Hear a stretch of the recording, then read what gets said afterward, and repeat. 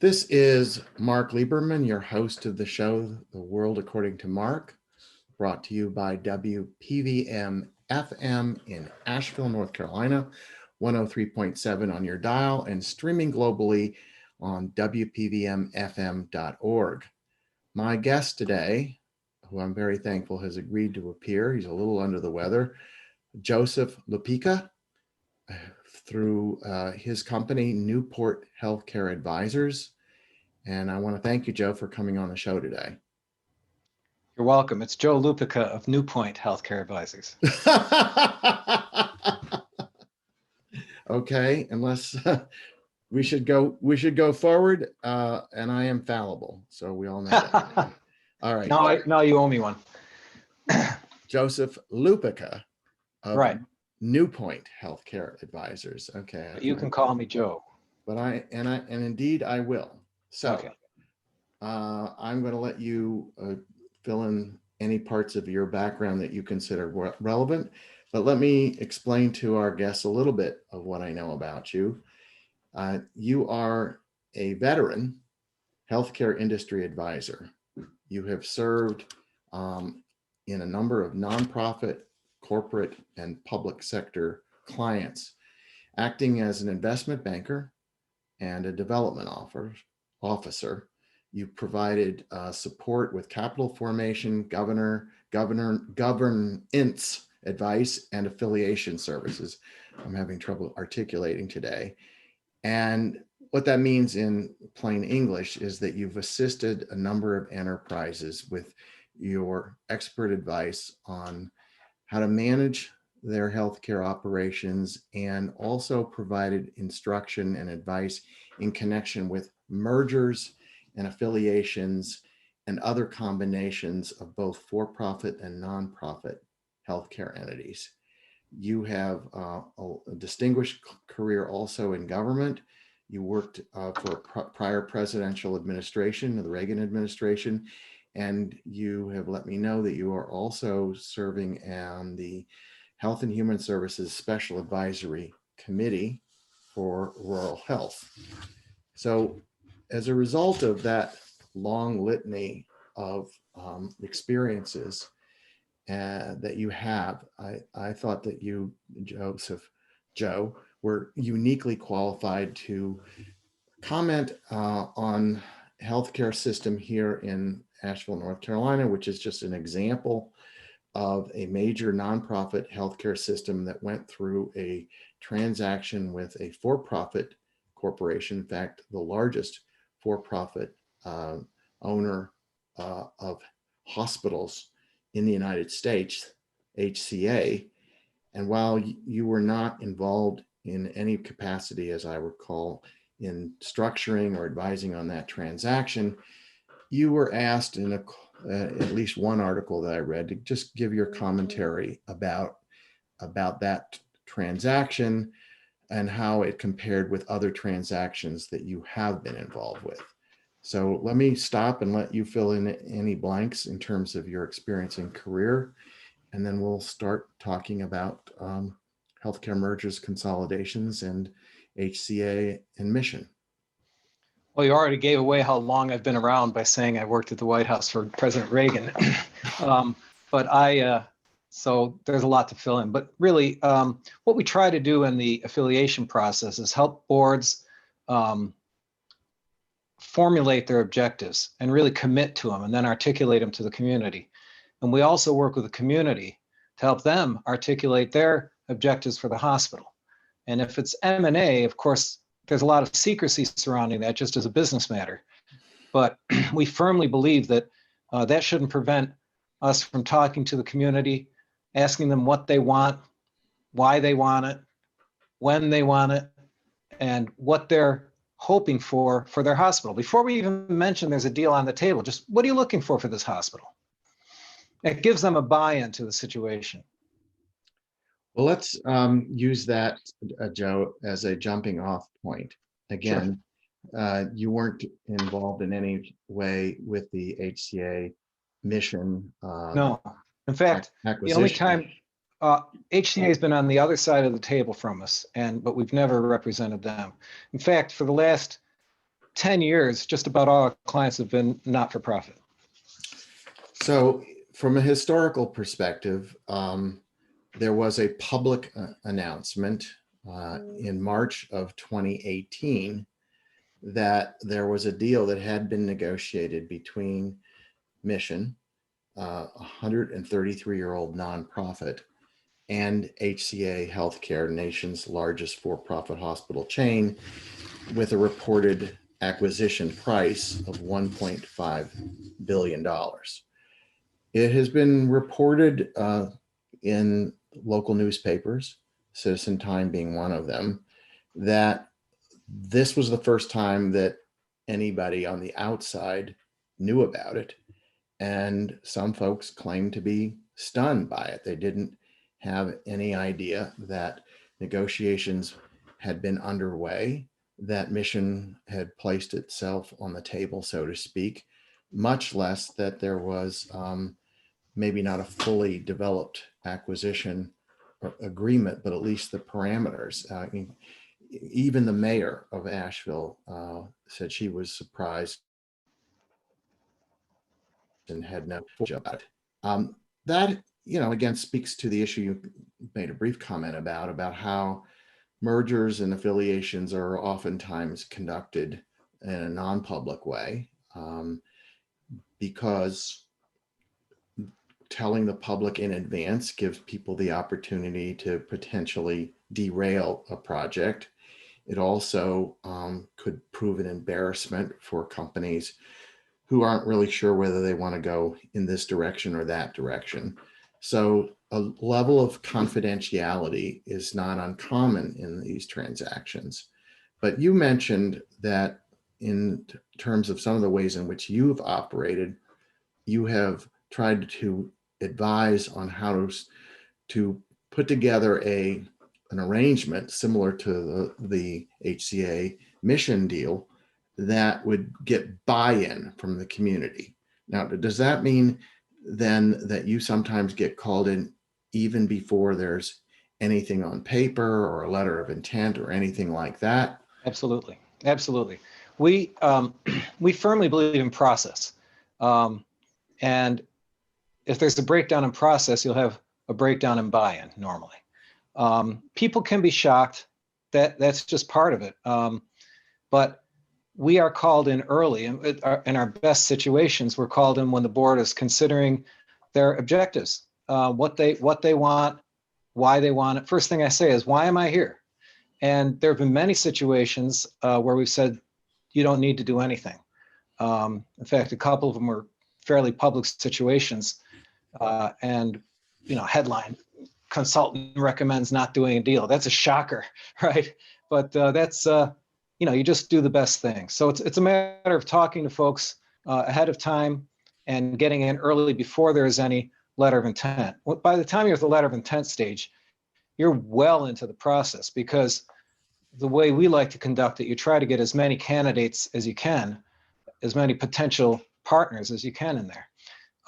This is not a brokerage process. We're not just there to say, hey, I have a deal for you. It's really a strategic process and a discernment that a board does in its fiduciary duty to do the best thing for the community. And that is not always keeping the people's hospital as it is. Sometimes it is doing a deal, doing a transaction, and making sure that there's good return on it. And that if you do it right, it's like cloning. And it sounds like you had a little cloning here. You had a hospital, it was worth some value.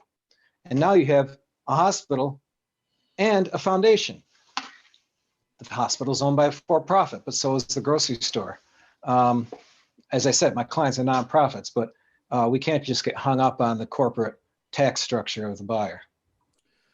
Well, let me again sort of report to you as a context what has been. Sure. Because I'm not very familiar with this deal, but just what I followed in the media. So from a timeline perspective, and this again has been reported in articles that have come out just in the last few months or several months. And one thing to be noted is that Mission, from a financial standpoint, was doing pretty well. One article that I read said they were making, quote, record profits. I'm not really sure if we can completely rely on that or what that means, but they weren't a distressed hospital system. Correct. And there are many distressed hospital systems across the country, including nonprofits, who, and particularly during and since the COVID pandemic, that everybody knows is going to need a bailout or may need a buyout or may need a white knight to come in. It appears that Mission was not in that posture, that it was doing very well, that its executive level team were drawing really large salaries. I read somewhere that the top few people were getting compensated at a level comparable to what the chief executives at another major, larger healthcare system, Duke, were making. There were concerns that the frontline workers weren't doing as well as they could have on a comparative basis, but it was doing well. HCA has been around for a long time in various iterations, and while it has managed to get itself into some legal quandaries from time to time, including transactions that they've been involved in, as well as allegations about fraudulent billing of Medicare and Medicaid, and they've settled most of those without admitting or denying, but they weren't hurting. But apparently they were looking at Mission, or they knew that Mission was a potential target for their program, for their hospital systems that they own, to add to their chain, so to speak.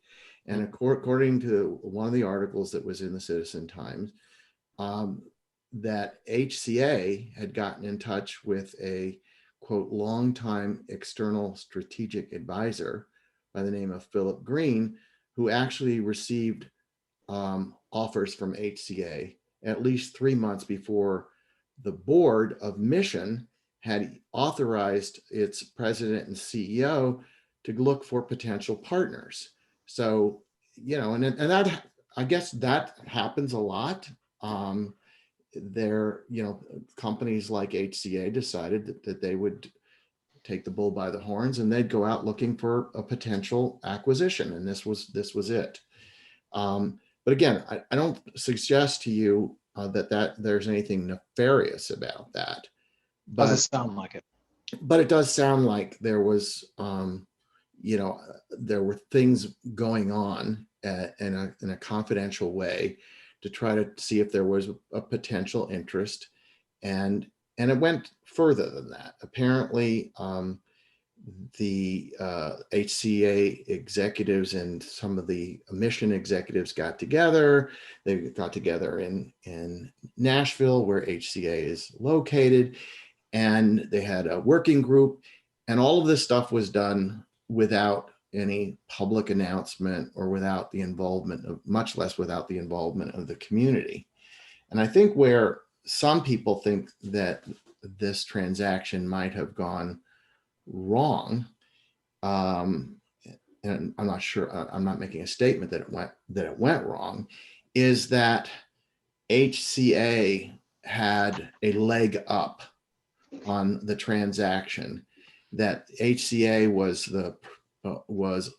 really sort of the preferred suitor from the get-go, and that they were given an opportunity. And so other potential buyers, other companies who might not have just bought the whole kit and caboodle, so to speak, and might have had an affiliation, which at one time, I guess HCA and Mission were at least discussing, which would have had shared governance of the Mission hospital system in Asheville and Western North Carolina, that it wasn't a free market. And in this country, I think we tend to believe that if there's free market and other potential opportunities, the end result might be better. So I don't know. There's two ways to measure, to make sure that the end result at least conforms with some kind of a standard. It's right in the Uniform Commercial Code for selling, assets even. Either you have a public process with lots of bidding and the process itself creates the fairest price, or you have uh, evaluation with generally accepted standards of fair market value. And by the way, this is a bit of the public information I did look at that my cat has joined me for this interview, if that's okay. This is Excellent. pandemic interview here, not my office. This is my home. So a very good valuation firm that we often have our clients use, I noticed, put something online. They were independent. They just made a commentary on it, and they showed that it was pretty healthy price that that Mission received. I mean, it was according to these guys, it was 8.9 times EBITDA and 83% of revenue. By those measures, that's well above the norm for these deals. Now, maybe it's because it's a large place, maybe it's because it has a lot of possibilities in the future, but the price ended up really, really good. So there may be complaints about the process. If I were another suitor, I would be upset, but I don't know if the people of your community need to be upset because the end result was pretty healthy. And the hospital was healthy. You made that point. The hospital was healthy. Why did they do a deal? You know, fiduciaries have to look at this every day. Hospitals don't only do a deal when they're staggering in and they're dying and they get scraped off the pavement. And that's the worst way to do a transaction for your communities. Ride it all the way down, serve your ego and say, I'm not giving up control, and then get blown up at the end. Now,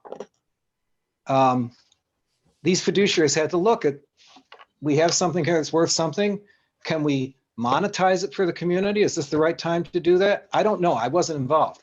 But, you know, I told the board once, I said, gee, if you were sitting on a portfolio of stocks and bonds worth $1 billion, and in that case, it was a lot smaller, but would you just hang on to it? Or better yet, if you had a portfolio and I came to you and I said, hey, I have this hospital I want you to buy. You can own this hospital, give up all your stocks and bonds, and have this one illiquid investment. Wow, if those trustees were in it for the investment potential, they'd say, no, that's a horrible deal. But every day they woke up and were on that board of the hospital, they were essentially owning a hospital instead of a balanced portfolio.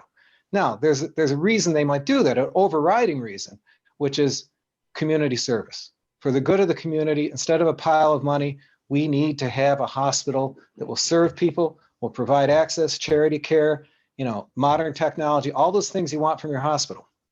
So the best situation is if you're a healthy hospital and you figure out, gee, we can clone this. We can have the healthy hospital and we can have a big foundation to work on other healthcare matters. And that's always the big question. Will the foundation do the right thing? Probably. You know, will they be able to serve more than, we're so hospital centric in this country. You know, really, wellness is not about hospitals. Health is not about hospitals anymore. Hospitals are sort of the center of an ecosystem a lot of times, but really there are lots of other needs. The social determinants of health, you know, among those determinants, medicine and healthcare is only about 10 or 20% of the impact on the outcomes. Other things like poverty, black lung disease, Western North Carolina, I know, has the furniture industry, and there's a lot of lung issues there. COPD is a big deal. I only know that because my Rural Health Advisory Committee actually traveled to Western North Carolina and saw some of it. I forgot to mention that to you before. But so the question is, can we take care of the health of the community? Now, that's the ideal. Now, are they humans on that board? Are they swayed by being part of a big fancy system? Are there humans who are swayed by just hanging on to power? A lot of times when you hear local control, that means local control by who? By me and my buddies. That's local control. So that's not necessarily an altruistic fiduciary position. So local control by whom? What kind of control did a normal everyday citizen have over Mission before the deal? I mean, really, practically, for those who are worried about it, think about how much control you had before. If it was a great board with great outreach, you might have had some. I don't know. But there were a few members of the community who were on the board. I imagine they were representing a certain elite segment of the community, but I don't know that. In any event, uh, you know, examining these options are a big part of a board's duty. Now, normally they're focused on operations, but in reality, the CEO should do the operations. The board should always be looking at what can we do better? How can we be better? Even if it means giving up our nice local control that we love. It's a beautiful thing. And as I said, I've often advised against doing a transaction. Okay. Well, let me let our listeners know we're just tuning in again that my guest today is Joseph Lupica. Lupica? Lupica. I'll get it right by the end of the show. Lupica, a veteran healthcare industry advisor with New Point Healthcare Advisors. And he has a lot of experience in transactions similar to the one that we experienced in Asheville, North Carolina. And let me just point out or emphasize a couple of things that you mentioned and then put it back to you. I myself was an advisor to many hospitals and healthcare systems during my career as a lawyer, including merger and acquisition transactions. What you said about the fairness of the deal and how it should be apprised and evaluated are points I think worth considering. First of all, in a nonprofit, as you mentioned, there are no stock owners. There are not people who have equity in the healthcare system. Mission was profitable, but profitable meant it was able to pay its expenses and still have cash reserve to make future investments. So it didn't mean that dividends, at least in terms of the classic concept of dividends. It's normally reinvestment, and they were actually making, in the public information I just looked at, they were making capital investments. In fact, their investments exceeded their EBITDA, exceeded their earnings. That can be dangerous in the long run. So maybe that's why they were considering something, even though they were profitable. Correct, and I would agree with you. So while another way of providing remuneration to interested parties is through their salaries and through bonuses and things of that nature.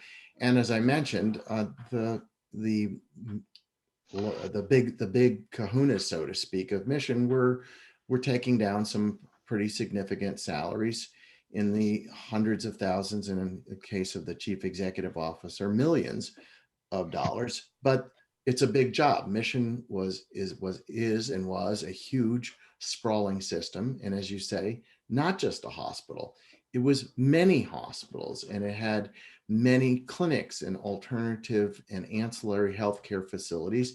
And it employed or had relationships with a large number of physicians and auxiliary healthcare providers in the community. So, that being said, while people can complain about the fact that the local control was taken away and it was put under the auspices of a for-profit entity, which is got other hospitals that it works with, and it's not even in North Carolina, and object to those things.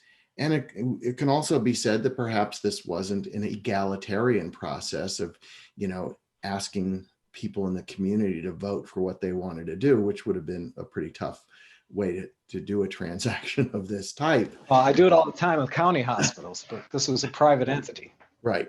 So in this context, a deal was struck, and the community presumably at some point had an opportunity to weigh in, if at least informally. But in North Carolina, the Attorney General has a fiduciary responsibility and oversight responsibility. Mm-hmm. And he evaluated this transaction once there was an agreement in place, and accordingly made some changes that he thought would be more protective. So State Attorney General Josh Stein required that, as between Mission, HCA, and this Dogwood Health Trust, which I want to pause on for a second, the money the $1.5 billion that was in effect paid by HCA, that money was allocated to a separate foundation, as you mentioned, Joe, the Dogwood Health Trust. And they are distinct from Mission, distinct from HCA. And the money that they got out of this transaction is supposed to be used generally to promote healthcare and other social programs, but it can't, by definition under the law, they can't use it to buy things or get services from or whatever from HCA/Mission. It's set up there because that money, in effect, because Mission was a nonprofit, belongs to the community at large. So, and there's so much more healthcare that can be done, as I said before, outside of a hospital. So before, your community had an asset that was all hospital centric. Nice hospital system from everything I've heard. Still is. But what the community has now is $1.5 billion, probably growing, to spend on the continuum of healthcare beyond just hospital services. And that's very important to the community. And again, the nature of a foundation, most people know this, but it bears repeating, is that money is not supposed to, under normal circumstances, be dissipated. It is an asset. Right. And the asset, the monies are presumably prudently invested in various different sorts of things, stock, mutual funds, bonds, whatever. And the money that is available for social programs or other programs comes as a result of the income. So if all things are working correctly, the $1.5 billion doesn't dissipate. It just stays there as a reserve, essentially. It's the uranium. It's just creating energy. And in fact, it should be spent from the income. They can invade principal if necessary, if there's a regional emergency or whatever. But the idea is to spend your income. In fact, most foundations, I think, are under an IRS requirement to spend 5% per year to make that go out of the foundation into the community to serve their mission. Okay. So let me again take a quick break for a moment to announce my guest.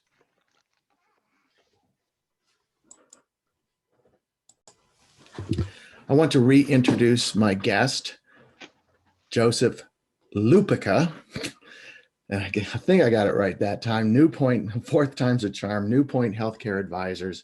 And we're talking about mergers, acquisitions, consolidations in the healthcare industry. And we're talking about it in the context of the acquisition by HCA, a for-profit hospital system in Nashville, Tennessee, I believe, of the Mission system.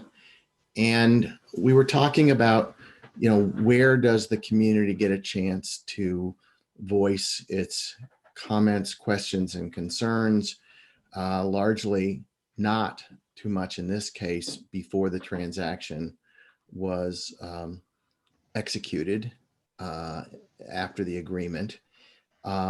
There was supervision by the Attorney General, and some changes were made that were supposed to protect the community at large.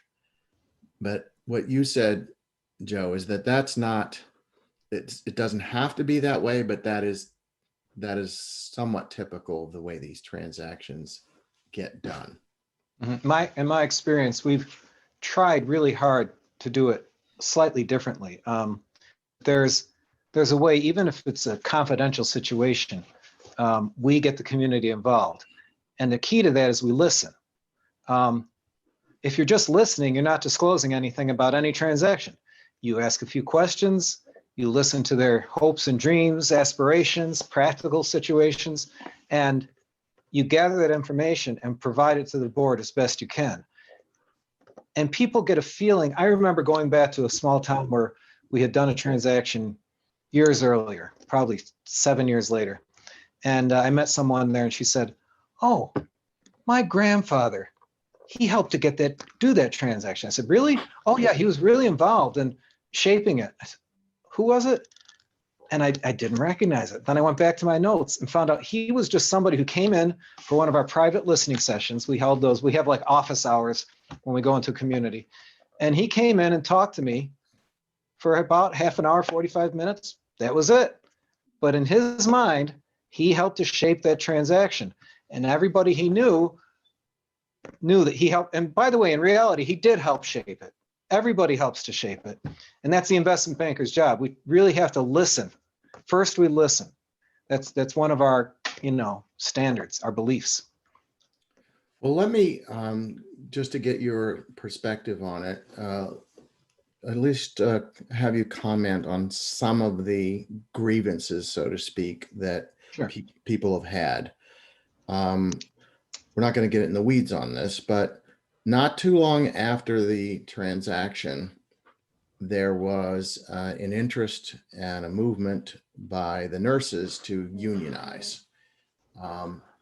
There are many hospitals that don't have unions for nurses or for any of the players. Mission did not have one before HCA came into being, but suddenly there was this big push. And like any union activity that I've been familiar with, you have management's view is we don't need unions. And if you have unionization, it'll be more bureaucratic. We won't be able to do what's necessarily in the best interest of the patient. And then you have the union, the nurses in this case, who want to unionize, saying, in order for us to be able to provide the best healthcare services for the community, the nurses have to organize. And so there was back and forth, and then ultimately the unionization campaign won. But I think HCA, had to bear the brunt of a lot of negative commentary that they weren't supportive.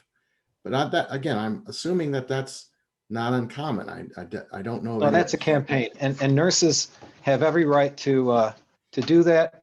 And it's important that they do fight for their fair equity, and to have a fair pay for what they do. They're so important to the system.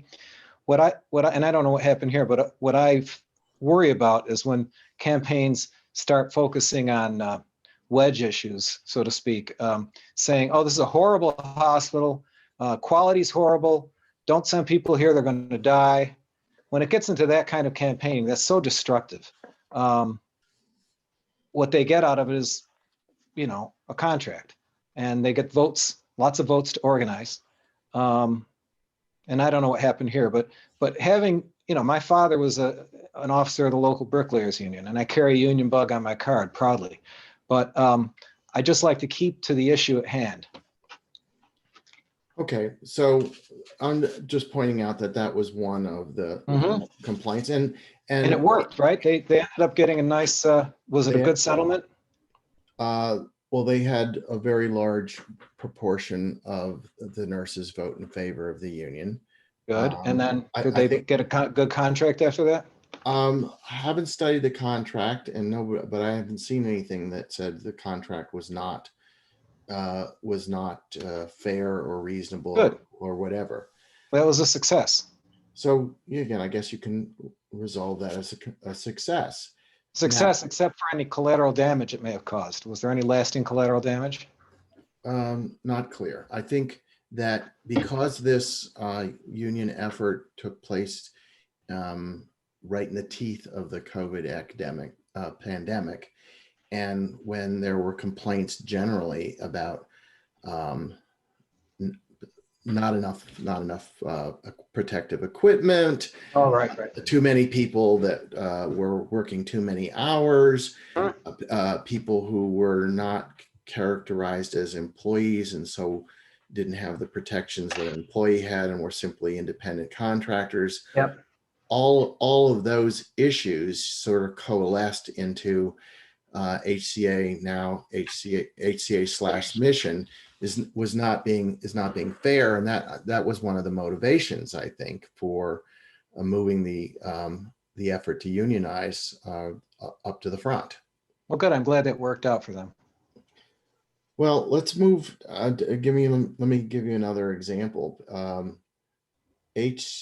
Mission has had for some period of time, I don't know actually for how long, a family care practice. The largest of them were in Asheville proper, and they had boarded internal medicine practitioners. And at least the numbers are somewhere between 4,000 to 8,000. I think 8,000 total, not just for the Asheville component, but various satellite operations. 8,000 what? I'm sorry. 8,000 patients were had participated with their or had their family practice doctor as part of the mission complex for internal medicine. Okay. And a notification was sent out that it was going to close. That mission had that HCA mission had decided they didn't need that practice anymore. They didn't need that practice group, so they Sorry, closed it down. was that their entire primary care service, or was it certain clinics? I think that it was their entire family care practice. That the physicians who were employed by Mission, including obviously not just internal medicine docs, but also nurses and physician assistants, that primary care service would be abandoned. They would still have urgent care, like walk-in clinics, but if you had a doctor who was part of the what was the Mission family practice, you know that they were disbanding that, and patients were free to find other physicians who were in some other locations, but not a consolidated family practice. Did those physicians vaporize, or did they then become independent physicians? Well, I can't say. I can tell you that in my own case, I had a physician that I was going to from that practice, and he was in his early 60s, and he just decided he wasn't going to practice anymore. So he retired out as a result of this. Probably would have stayed on a few more years. Where the other physicians went, I don't know. But it was seen as a relatively quick transition. In other words, from the date of the announcement to the date that that service was closed down was probably a few months at most. And what that meant, and while Mission published a list of here's some other physicians that you might want to use, it was not seamless. It was up to the patient essentially to contact whatever physician he or she felt would be good from a location standpoint, and try to get them to accept the patient into their practice, which of course the physician has a choice. The physician doesn't have to accept a patient. The physician might not be accepting Medicare patients, or might not be accepting Medicaid patients, or just might be full up, has more patients than he or she can adequately provide for. So that caused a stir, is all I can say. That's unfortunate. I think it's every hospital's duty to make sure that access is available. If, for instance, if a clinic is closed because there's competition, and the competition is satisfying the demand, that's one thing. But if there's demand that's going unserved, and I don't know the situation, maybe there was adequate service available, but I think it's their duty to keep that up. There are different models of physician relationships with hospitals. Used to be the majority were independent. Then hospitals started acquiring practices. And it can go back and forth. There's a trend is probably more toward employing physicians, but the independent model can work too. Well, I think we talked before we went on air that people may not think that primary care or family medicine is a big revenue producer in and of itself. Oh my gosh, it is. And if anybody thinks that, they're not good business people, because primary care is essential to keeping the ecosystem of your hospital alive. I mean, they I hate to call it this, but they drive the volume of the hospital. So for a hospital to do that does not seem like a good business decision unless there's something else involved that I don't know about. So I don't like the idea. Selfishly, a hospital should not want to close primary care practice. Maybe if they have overpaid orthopedists or things like that, they may say, let them go independent. But boy, primary care, to the extent you can seamlessly weave that and integrate that into your system, the better you are. Now, integration and ownership are not the same thing. You can have integration with independent physicians too. So I can't really comment on the nuances of that, but I understand how that could frustrate people. After this is done, maybe I'll just give me a couple names of the replacement physicians, and I'll just place a call in clear blue and see if they'll take me. Have you done that? Give it a shot. I was able to locate a physician who has an affiliation with Mission, but is not owned by, not employed by. Good. And he is an internal medicine doc, boarded in internal medicine, which is, a little bit higher level of expertise. That's pretty well. But I have a partner who's a family practice guy who might argue with you. But no, it's true. But another thing is, for most of the needs that we have for primary care, advanced practitioners are also very important. In fact, my primary care physician for a long time was I think she was a nurse practitioner. It was just great, easy to get to, very accessible. And I live in Phoenix, where I have a lot of access, and I used her for a long time. Well, that's an interesting issue. And now that you mentioned it, the physician that I was able to get together with for my personal needs basically sat down with me and started talking about, healthcare in general.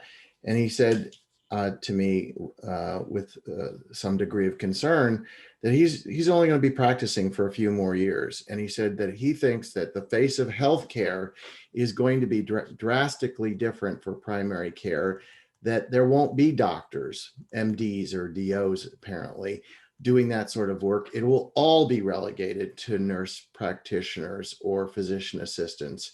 And while I think the point you're making is those people have a certain competency that makes sense for the job they're doing, a lot of perhaps older school doctors will say, yeah, they can do the garden variety of things, but at the core level, the entry level that people tend to go to, call up your primary care doc. If that doc is not really a doctor, they may miss something. They may miss something more unusual, but something that could be deadly or very significant because they don't have the advanced training.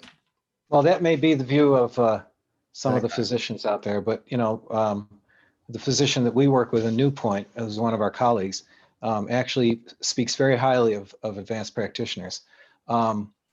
It's just that there are, well, it's fine. It's just fine. I think that an older doc may think that, look, the problem we have in this country is not enough physicians. That HHS committee I'm on just wrote a report, and I wrote the part that said, why we need more physicians in rural areas. And the medical schools, first of all, are very hard to get into. I'm sure there's some very worthwhile candidates that had a 382 instead of a 384 cum, and they don't get into medical school, and they would have been great then. So there's a bottleneck there. Then after they graduate, they have to get a residency. And it's hard to find residency slots right now. We have the same number of residency slots in this country because they're funded by, they have to be approved by a commission, and then they're funded by the government. We have the same number that we had in 1992 or something like that. It's wholly inadequate. And there weren't that many then. I wonder, I don't want to make a huge accusation here, but I don't mind saying that I wonder if there's a little bit of a guild mentality from the medical associations trying to hold back the number of new physicians that are minted. I don't know. It doesn't matter in rural areas because competition's not a problem. We need more docs and everybody knows it, but maybe in urban areas they want less. I don't know, but there seems to be a restriction. I shouldn't point fingers. There's a bottleneck at the medical schools. There's a bottleneck coming out. In fact, is Mercer University in your state? No, No, that's Georgia. Georgia. Okay, there was another meeting of our committee, another site visit. The president of the medical school there was just pleading. She wanted to create more physicians. She wanted to have more residency slots in rural areas. That's the hardest part. And that's where they're really needed. So yes, we need more physicians, but I will say that we have really good solution to that right now. It's like the old days. I don't know, maybe registered nurses would do a lot of scut work that they don't do now. I don't need my nurse to empty the bedpan.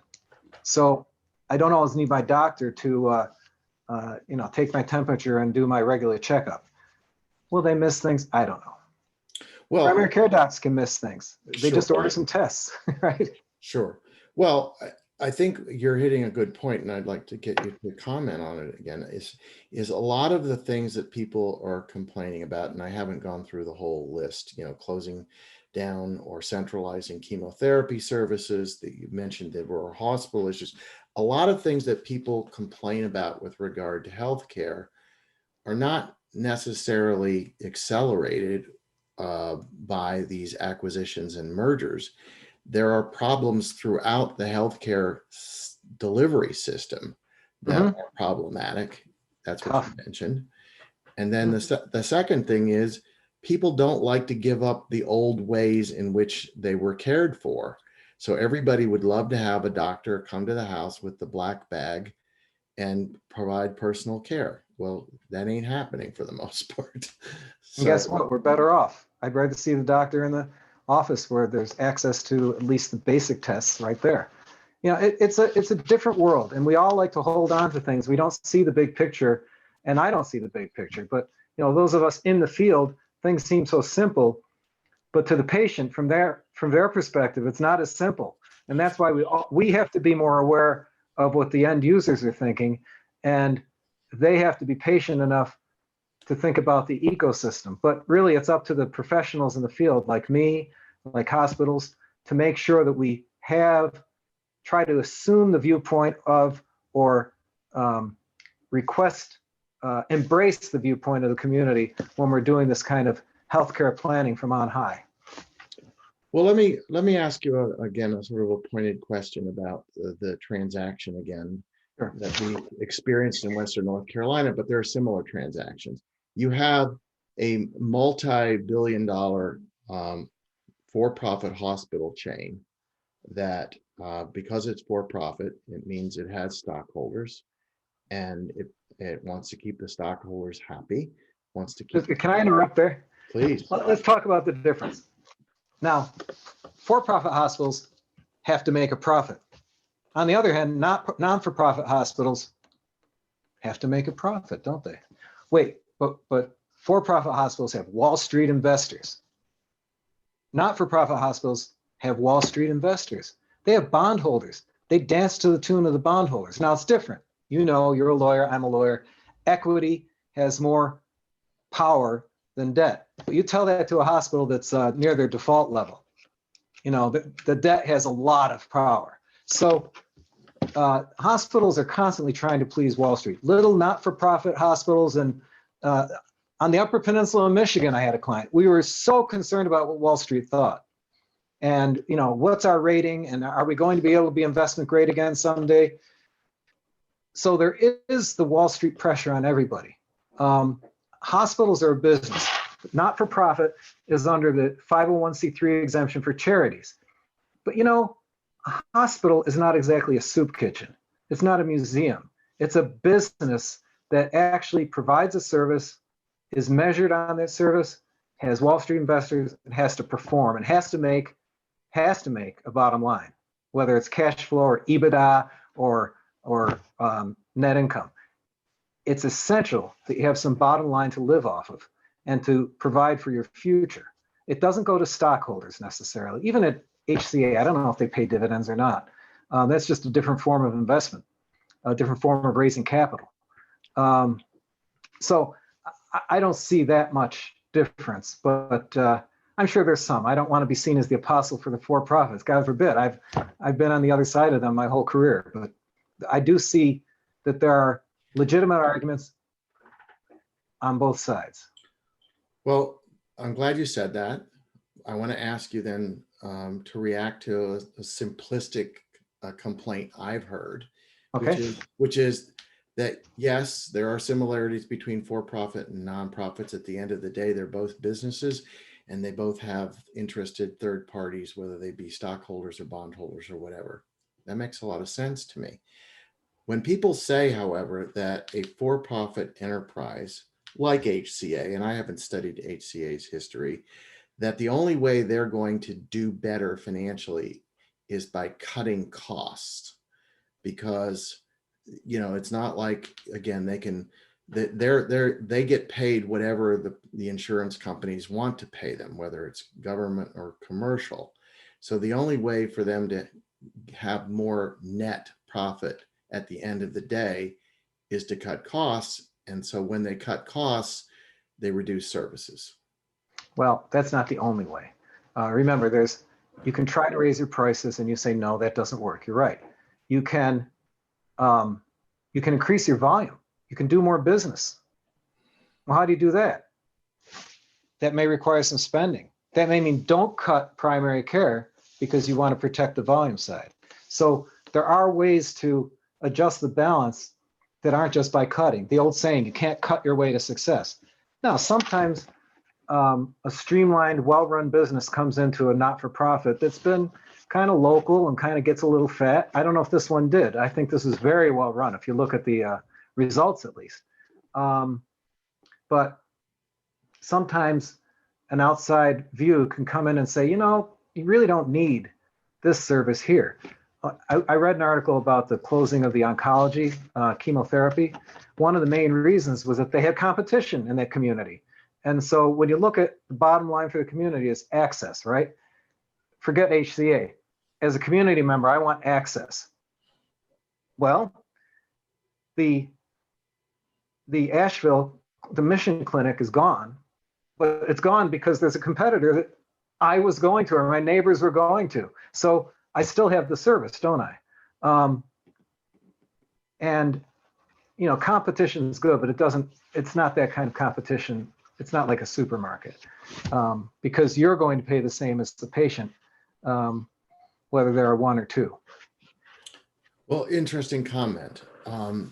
Before HCA came into the picture, we had, I won't say that Mission was a monopoly, but to a certain extent, it was close to a monopoly. It had, the largest system, the most employees, the most facilities, the largest reach. And that, I don't know if that was a good thing or a bad thing, but obviously, just because it's been recast as a for-profit, that doesn't really change. So you now have a continuation of that, quote, monopolization, although it's not complete monopolization, as you pointed out. But is that in and of itself a problem? Would it be better for the overall community if there were other stronger players in the healthcare area? I'll give you the consultant's answer. Depends. No, sometimes it's worse. We don't want to have a nuclear arms race where everybody's trying to build better with the payers. Well, that's dangerous too, because if you take away. I want to reintroduce my guest, Joseph Lupica with New Point Healthcare Advisors.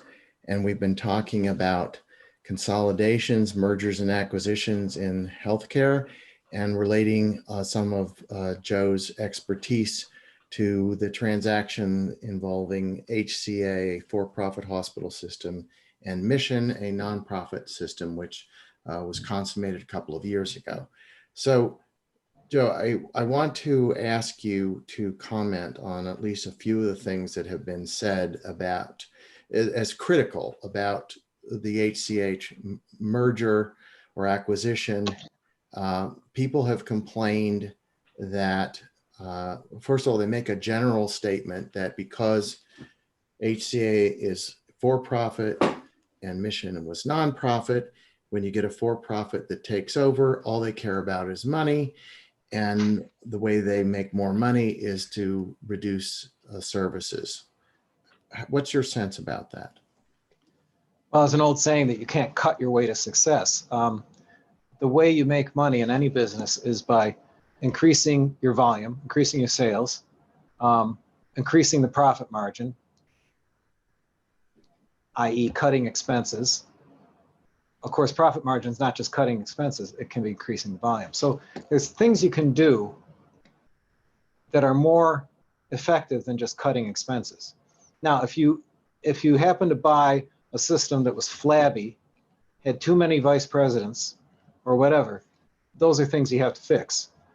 If you happen to come into a system where they spend a lot of money on services that you can provide from your corporate office, there's no reason for the community to have to pay for those. Now, I say the community, even though HC owns it, it's still an asset serving the community. And if it's not succeeding, you'll have pain down the road. So the idea is keep it healthy. But cutting is not always the way to do it. Now, in this case, I think it was a pretty well-run system because they're making a lot of money before they had the transaction. But have you seen instances of cuts that have diminished patient access or healthcare? Well, one of the cuts that has been reported on is that Mission had a primary care practice in 2 locations, Biltmore Park and Candler. Those areas are known by people that live here. Are those rural areas? No, they're urban, suburban areas. Okay. And reportedly, according to at least one of the articles I read, there were 8,000 patients served at those 2 locations, and they had internal medicine docs, they had physician assistants, etc. So those 2 facilities were closed, and a lot of folks were presumably fired, but then they were eligible to possibly be rehired. But the immediate effect of that is that the patients who saw those doctors and got their primary care in those locations were forced to go find another doctor. It might be a Mission doctor, it might be, or Mission HCA doctor, or it might be somebody else. But the transition was more or less put on the back of the patients, many of whom weren't too happy about it. And I just happened to be one person that was affected by that. I had to go out and scout around for another doctor. How long did it take you, Mark? It only took me a couple of weeks. It's still not easy. Not easy, but I was nervous about it. And then, of course, once you have your records in one system, the medical records, then you got to figure out, you got to beat the clock. You want to try to, I mean, the records presumably would have been preserved, but there's always the concern, how do I get the old records of all my care and treatment to a new doc so the new doc is not starting from scratch? Well, that's part of the business. In the old days, you had to do, grubby faxes so that nobody could read. Now there may be an electronic transfer, but records are shifted. That's part of the business. And Mission should have played a role in making sure that happened. Did they assist you? Did they assist in having those documents transferred? They had a service, I think it was Cerner, which is a well-recognized data collection and information tech company. So I dealt with them. It was somewhat impersonal, but they had the records available, and we tried 2 or 3 times to figure out how to get them out. Those records are, quote, encrypted for the most part, so it's not like they can just simply transfer them without making sure that the party on the other end has authority to get that. So it was a lot of, I probably had 5 or 6 calls to find a doc, to see if the doc would take a new patient, to if they take your insurance, if they take my insurance, to interview the doc, and then to transfer the records. And so I wouldn't describe it as seamless. And I would say that for me, I'm relatively well educated in the healthcare system, having practiced law in that area for a number of years. I would suspect that a person who had less experience would have had a more difficult time. That's too bad. That's really disappointing, because if you have to close a clinic for business reasons, that's one thing. If there's alternate access available, good. But then if there's something you can do to help in the transition, the hospital, you should do it. I mean, they should have been right at you with forms to fill out and give you some assistance. So that is a little disappointing, but it's hard to run a business and do all these things right. That's not HCA, by the way.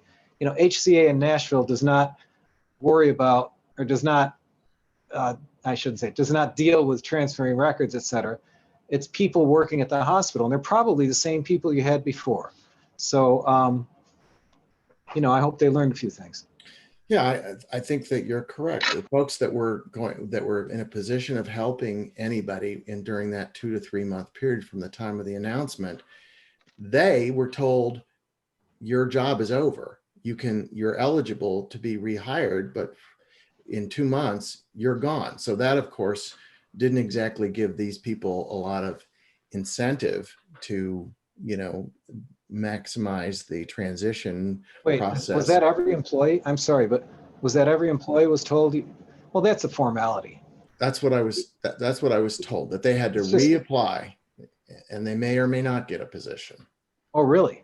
Right. That's something we try to get in all our contracts, is that the buyer will hire all employees in good standing at the same position and benefits and seniority and all that, and will do so without a new application. Now, they may want you to fill things out because your application may be 15 years old and you may have a conviction since then. So since there's no continuous reporting requirement at most hospitals for employees, maybe an application's not so bad, but how many were denied reemployment? Again, I'm not talking about layoffs, but actually denied reemployment. Yeah, I don't really know. And again, Somebody does. I didn't do an investigative reporting job, but I can tell you that there were a lot of long faces amongst the people who were on the computers and charged with trying to facilitate this by saying, well, we don't even know if we have a job. All we were told was that as of a particular date, 2 or 3 months down the road, they were not going to have a job there, but they might be eligible for rehiring, but it wasn't clear. So yeah, that could have been handled better. And as you say, I'm not sure that was because of HCA or if it was just Mission was the holdover from Mission. They weren't handling it appropriately, but that's the sort of thing that makes people get concerned. Absolutely. That should be as seamless as you can. Whenever you're dealing with people, I mean, those are little pieces of software that can go out in the community and do a lot of good for you, a lot of damage. I mean, you really have to take care of that. So another issue that, again, has been commented on in the local press was the nurses.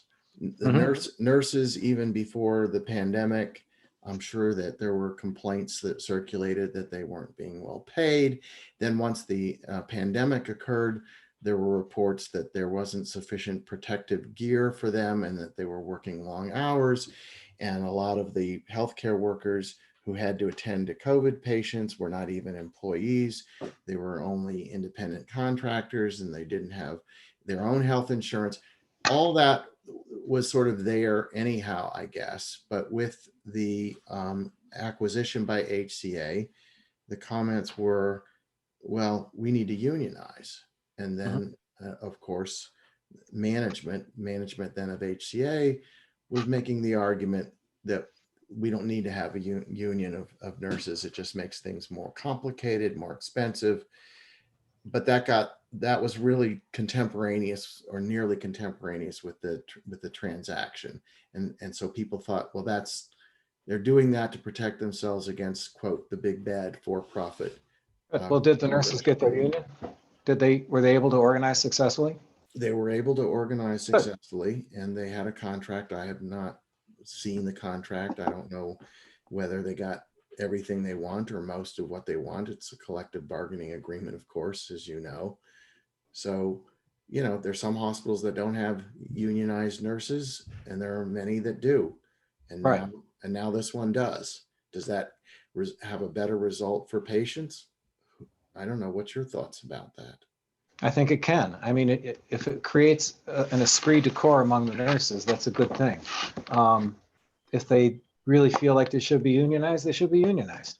Um, if there was a campaign that was dirty, just saying, this is the most unsafe hospital that you can go to, you're going to die if you come here, which some union organizing campaigns do.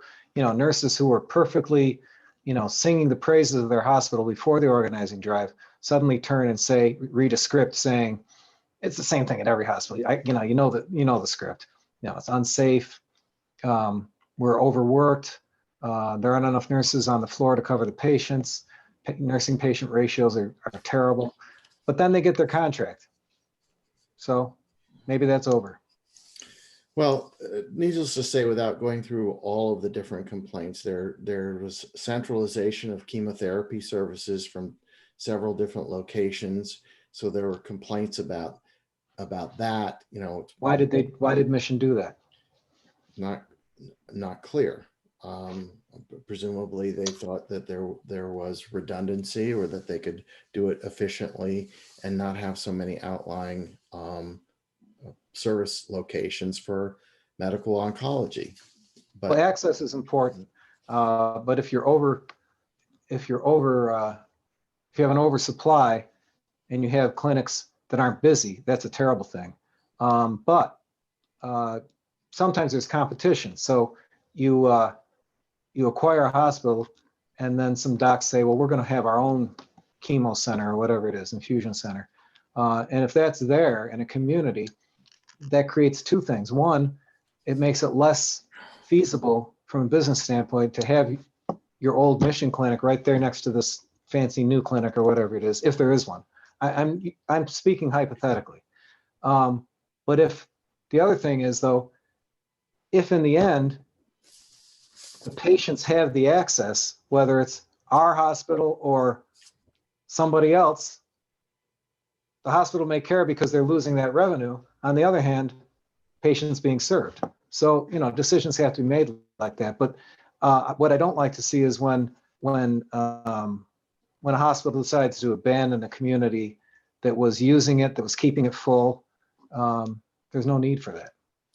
Well, I think, again, as a I won't say neutral, but basically a neutral advisor, that there are always pluses and minuses in these transactions. One thing that was also reported on was that HCA has dedicated, at least had dedicated, approximately $200 million in capital investments for various projects, including expanding the emergency department and acquiring a new behavioral health facility, and so on and so forth.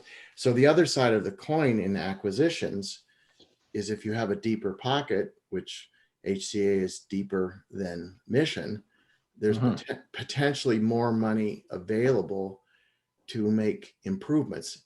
And I'm going to let you comment on that, because the other side of the coin is, people say, well, for-profits, all they care about is money, so all they're doing is reducing services. They're not really increasing services. That's probably an unfair criticism. Well, it is, because we know there's a lot of demand for hospitals. If you invest money properly, you're going to make it back. And that's a blanket statement. But, first of all, they have deep pockets, but that doesn't mean they're going to spend it. They're not going to reach into it. So how do you make sure they reach into it? Well, number one is, in the contract, you can provide for, over the next X years, 5 or 10 years, the buyer will spend so many $1 million. I think I saw something, a couple $100 million over 5 years, maybe, was it? Yes. Now, somebody should monitor that, and probably your AG would make sure somebody's there to monitor that. But that's a contract term. The rights to enforce that usually go with whatever successor corporation. It might just be a post office box, but there's somebody there to check the contract every year and make sure that performance is being made. But yeah, those investments are important. And I don't know if they're doing them or not, but I have a sense that if they're going to pour $1.5 billion of their capital to buy something, I think they're perfectly willing to spend a few million to upgrade and advance the place to make money. I mean, that's how business works. If you don't invest, you lose. Sure, there are some people, oh, there have been companies out there that would buy something and starve it and squeeze all the money they can for 5 years and close it. But you wouldn't be HCA if you did that. They're not a fly by night. Well, again, I think what's valuable in what you're saying, Joe, is that there's perspective. People complain about healthcare. We've had healthcare debates. We have legislation that people think was too much during the Obama administration, and now we're back to looking at what's going to happen down the road. So a lot of the things that people don't like about healthcare or their healthcare are things that aren't necessarily related to these acquisitions. But I guess maybe people are asking the question, how can they, in the context of an acquisition like this, have more influence on? Yeah, I think that's the board's job. And I think it's the investment banker's job. I don't, when we represent a hospital that's looking for a partnership or a sale, we make sure that they or we or both are embracing community input. I don't mean just suffering community input. Whenever I have a client say, tell us how you're going to do community education, I say, stop. We don't do community education. That's how most deals are done. That implies that we're going to make our decision, and then we will educate the masses, the little unwashed masses, as to the decision we made. I don't believe in community education. I believe in embracing the community opinion up front. If you don't want noise, you better embrace that opinion up front. If you're too timid to embrace an opinion up front, you'll pay later. It's like pay me now or pay me later. So again, I have a perspective as a professional in the field. The valuation firm who did an independent valuation, they have a perspective. The AG has a perspective. Who has the people's perspective? Oh, the doctors have a perspective. But who embraces the people's perspective? You don't just let that happen. You have to go out there up front and pull it in. You don't just wait for it to be poured on you passively. You have to really seek it and embrace it. It's not scary. People, I've had county hospitals where people have to be involved somewhat. It's not like at the old, a bunch of a mob carrying torches in the old cowboy movies. Hey, Jim, get out here now. It's not, they're not torch-bearing mob. They're your customers. They're your future customers. They may be people who are donating. They may be people who will talk you up. Treat them like that. They're not the enemy. Well, let me ask you a follow-up question to that. Again, I think you mentioned earlier in the broadcast that the way you've approached these transactions is you get community involvement early on, even before the deal is struck. The reports indicate that this deal was pushed through, by the internal board members and officers of each corporation, and that it was more or less sprung on everybody else. We have this deal going on. They could have done a deal with another company. They could have done a different kind of a deal. It could have been a 50-50 partnership. This is the deal that came out. So do you feel— Well, I heard that HCA offered a 50-50 and Mission turned it down. Again, some of that information is probably not— It was just market gossip, maybe. Maybe possible, but it didn't happen. And the question is that sort of thing, 50-50 deal where the Mission would have retained, the old Mission, so to speak, would have retained some parity with HCA. Could that have been a better deal? Would that have been a better deal? But it's not for either of us to determine that. We can't. But should the community have been involved in making that and voicing their concerns and preferences? Well, our not-for-profit system is set up so that the community has fiduciaries. Those fiduciaries are the board members. If they're doing their job, they're trying really hard to consider what the community thinks. Not about should we do a deal or not. So when we go out and do interviews of the community, we call them listening sessions. We'll come out, we'll have like office hours where whenever we're in town working on something, we'll invite people in. By the way, hardly anybody signs up, but the whole community feels they could have signed up, so they feel involved. But if you're trying to represent their interests, you better listen to them. And it doesn't mean you have to disclose anything about the deal. I mean, if somebody came into my office, I didn't say, so what do you think? Should we sell the hospital or not? No, it was, what do you think about what the hospital is doing? What are your objectives for the health of the community going forward 10 years? And they say a lot of great things. And then our job as investment bankers, at least the way we approach it, is you try to gather all that information and create something that's understandable for the fiduciaries at their next meeting so that they can consider what the community wants. And it's not always asking the ultimate question, like, do you want a for-profit? No. For instance, these are the 5 things we want. Okay, we've written these down before. We had 10 in one. Everybody joked it was the 10 commandments. These are 10 things we want. Well, if we find somebody for you who meets those 10 things, are you happy? Yes. Okay. Now, I didn't see anything on here about for-profit, nonprofit. So if somebody meets all these 10 things and they happen to be for-profit, will you accept it? It's amazing how people say yes. Now, they might say, well, if they're for-profit, they won't do number 2 and number 4 very well. Okay, then put that into your equation. That's good. Consider that, even though it's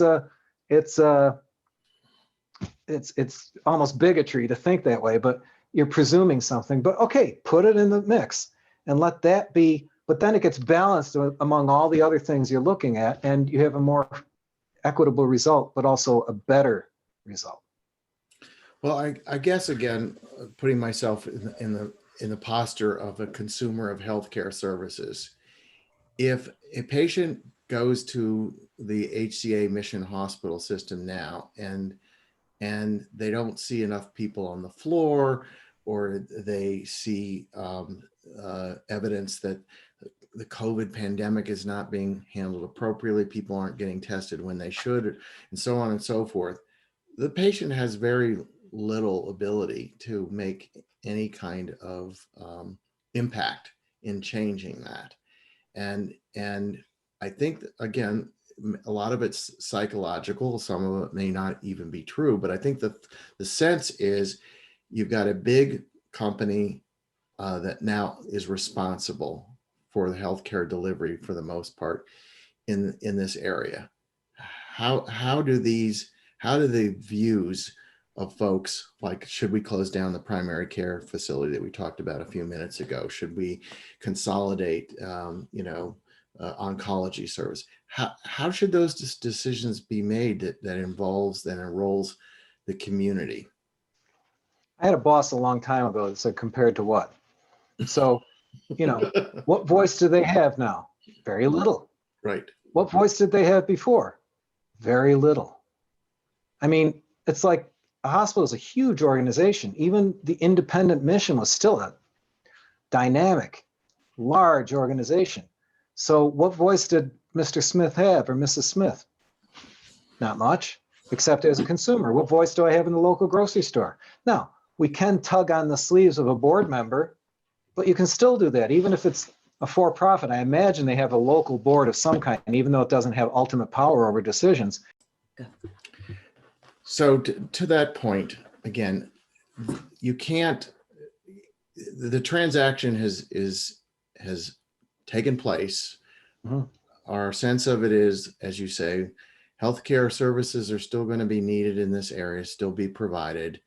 HCA is going to do its job. If people are concerned about quality of care, they'll register their complaints. Presumably the board has some permeability. People can contact the board, I guess, or they can contact their patient advocates and complain about this, that, or the other thing.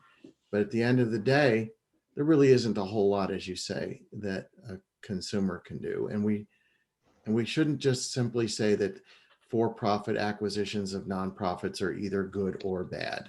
It all depends, as you said. Right. Right.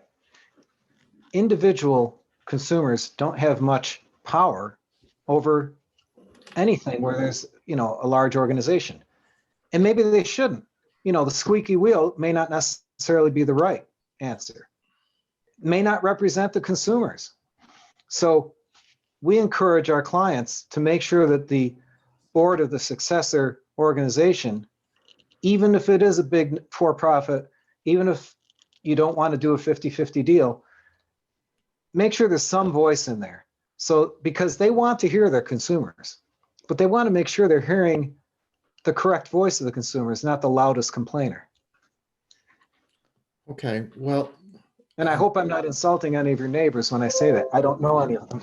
So, I don't know my neighbors either, but I think that, again, this issue about quality of care, quality of health care, it's not just local, it's not just regional. I think people are asking that question generally. So far, what people seem to have concentrated on outside of this context is insurance. mhm, How do we pay for it? mhm.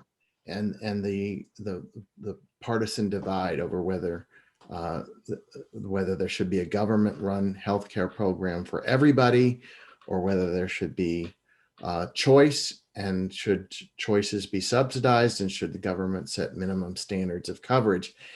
But that really, in our world, only answers part of the question. It talks about who pays for it, but it doesn't really speak to the issue of the level of care and the quality of care. And I'm gonna ask you one question real quick. Nursing homes have gone through a transition in the last 10, 15, 20 years to where most nursing homes in this country are owned by for-profit companies. And then there's questions and concerns being raised that they're not being run properly. Is that a fair comparison to for-profit hospital systems? I don't think so, because in this case, you had a not-for-profit that was very well run, apparently.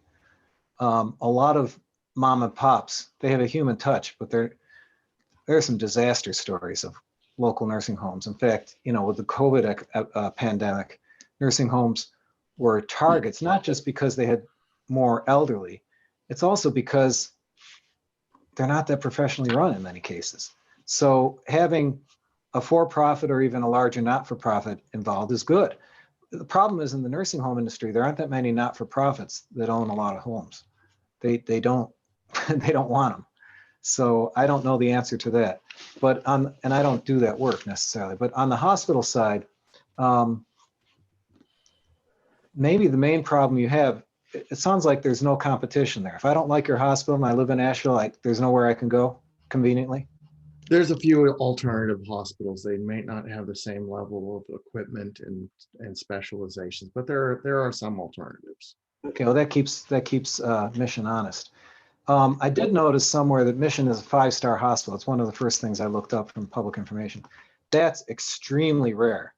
And they earned that 5-star status, I believe, since HCA has owned it. That is one of the measures, and there's lots of measures out there. In fact, I read an article called "A Report Card on the Report Cards," because there's so many ridiculous report cards.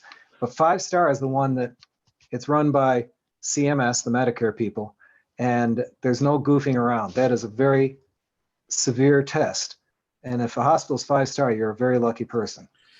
All right. Well, Joseph, that's going to have to be our last word. I want to thank Joseph Lupica